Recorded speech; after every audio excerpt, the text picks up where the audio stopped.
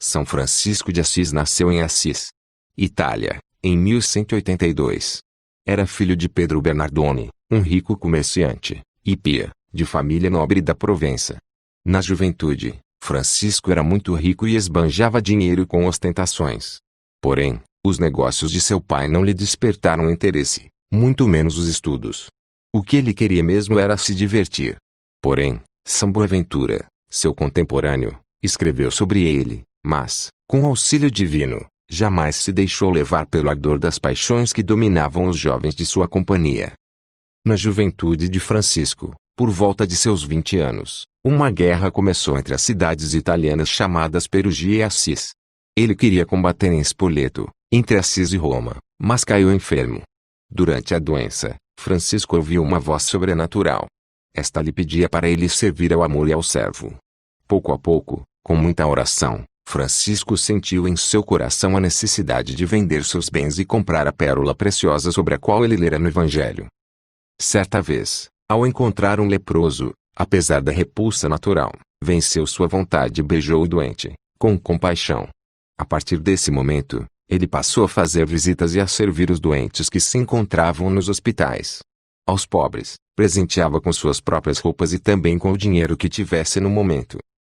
Num momento em que Francisco rezava sozinho na igreja de São Damião, em Assis, ele sentiu que o crucifixo falava com ele, repetindo por 3 vezes a frase que ficou famosa: Francisco, repara minha casa, pois olhas que está em ruínas. Francisco então vendeu tudo o que tinha e levou o dinheiro ao padre da igreja de São Damião, e pediu permissão para viver com ele. Nessa época, tinha 25 anos. Pedro Bernardone, ao saber o que o seu filho tinha feito, foi buscá-lo indignado, levou-o para casa, bateu nele e acorrentou-o pelos pés. A mãe, porém, o libertou na ausência do marido, e o jovem retornou a São Damião. Seu pai foi de novo buscá-lo. Mandou que ele voltasse para casa ou que renunciasse à sua herança. Francisco então renunciou a toda a herança e disse: as roupas que levo pertencem também a meu pai, tenho que devolvê-las. Em seguida se desnudou e entregou suas roupas a seu pai, dizendo-lhe: até agora tu tens sido meu pai na terra, mas agora poderei dizer: Pai nosso, que estás nos céus. Para reparar a igreja de São Damião, Francisco pedia esmola em Assis. Terminado esse trabalho, começou a reformar a igreja de São Pedro. Depois, ele retirou-se para morar numa capela com o nome de Porciúncula. Ela fazia parte da abadia de Monte Subasio, cuidada pelos beneditinos. O trecho do Evangelho da missa daquele dia dizia: ide a pregar, dizendo, o reino de Deus tinha chegado. Dai gratuitamente o que haveis recebido gratuitamente. Não possuas ouro, nem 2 túnicas, nem sandálias. A estas palavras, Francisco tirou suas sandálias, seu cinturão e ficou somente com a túnica. Deus lhe concedeu o dom da profecia e dos milagres. Quando Francisco pedia esmolas com o fim de restaurar a igreja de São Damião, ele dizia: um dia haverá ali um convento de religiosas, em cujo nome se glorificará o Senhor e a igreja. A profecia se confirmou 5 depois com Santa Clara e suas religiosas. Ao curar, com um beijo, o câncer que havia desfigurado o rosto de um homem, Francisco começou a anunciar a verdade, no ardor do Espírito de Cristo. Convidou outros a se associarem a ele na busca da perfeita santidade, insistindo para que levassem uma vida de penitência. Alguns começaram a praticar a penitência e em seguida se associaram a ele, partilhando a mesma vida. O humilde São Francisco de Assis decidiu que eles se chamariam frades menores. Surgiram assim os primeiros 12 discípulos que, segundo registram alguns documentos, foram homens de tão grande santidade que, desde os apóstolos até hoje, não viu o mundo homens tão maravilhosos e santos. O próprio Francisco disse em testamento: aqueles que vinham abraçar esta vida, distribuíam aos pobres tudo o que tinham. Contentavam-se só com uma túnica, uma corda e um par de calções, e não queriam mais nada. Os novos apóstolos reuniram-se em torno da pequena igreja da Porciúncula, ou Santa Maria dos Anjos, que passou a ser o berço da ordem. Em 1210, quando o grupo contava com 12 membros, Francisco redigiu uma regra pequena e informal.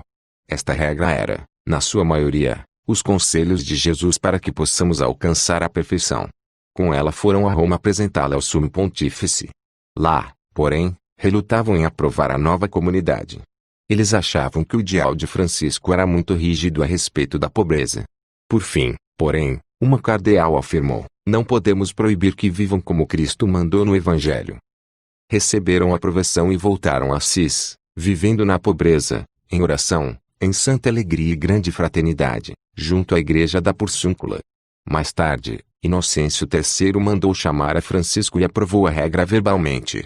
Logo em seguida o Papa impôs a eles o corte dos cabelos, e lhes enviou em missão de pregarem a penitência.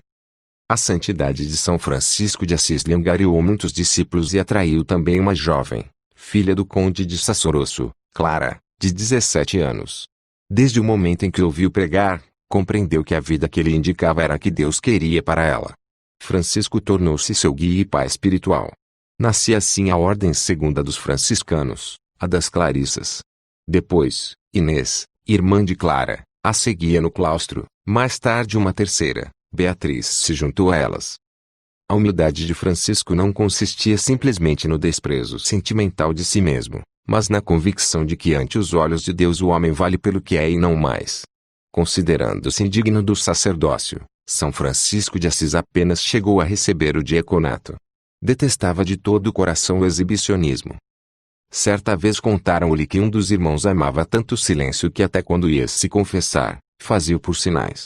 São Francisco respondeu desgostoso: isso não procede do Espírito de Deus, mas sim do demônio, é uma tentação e não um ato de virtude. Francisco tinha o dom da sabedoria. Certa vez, um frade lhe pediu permissão para estudar. Francisco respondeu que, se o frade repetisse com amor e devoção a oração Glória ao Pai, se tornaria sábio aos olhos de Deus.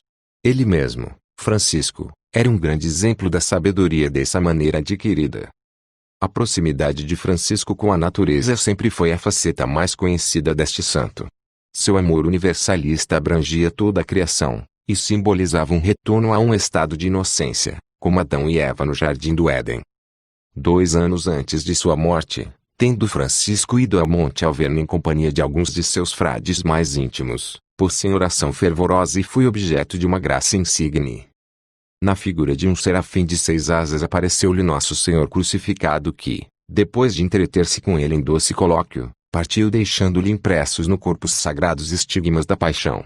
Assim, esse discípulo de Cristo, que tanto desejara assemelhar-se a ele, obteve mais este traço de semelhança com o Divino Salvador.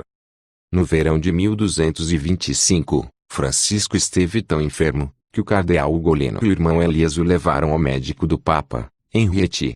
São Francisco de Assis perguntou a verdade e lhe dissessem que lhe restava apenas umas semanas de vida.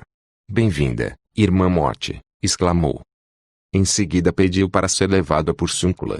Morreu no dia 3 de outubro de 1226, com menos de 45 anos, depois de escutar a leitura da Paixão do Senhor.